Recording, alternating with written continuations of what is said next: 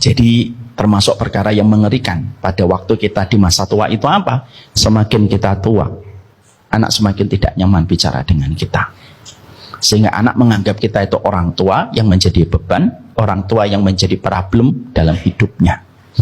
Sehingga mereka itu menempatkan kita hanya barang yang harus ditempatkan pada tempat yang menurut dia baik, tapi tidak ada komunikasi.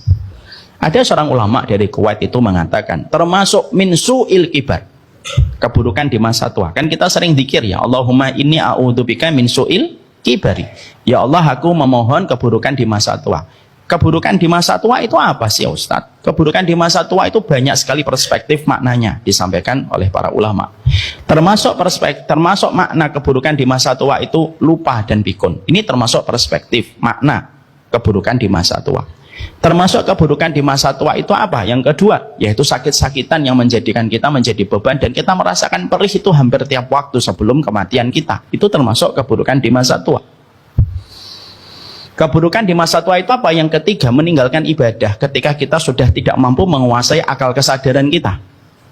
Sudah sholat, sudah, padahal belum sholat. Itu termasuk keburukan di masa tua yang kita harus berlindung dari keburukan di masa tua. Dan termasuk keburukan di masa tua, para ulama menyampaikan yang keempat, anak yang tidak lagi bisa ngobrol dengan orang tuanya ketika orang tuanya sudah menjelang tua, lalu anak itu sibuk pada dunianya dan tidak pernah memperhatikan orang tuanya kecuali hanya dia terjemahkan dengan uang, tapi tidak pernah ada obrolan antara keduanya. Itu termasuk keburukan di masa tua. Ibu dan bapak, kalau kita tua apa yang paling kita harapkan? Uang, betul. Rezeki itu tetap kita butuhkan, menopang kehidupan kita di masa senja. Tapi tentunya bukan itu yang terpenting. Yang terpenting itu anak mau nelpon kita, ya atau tidak?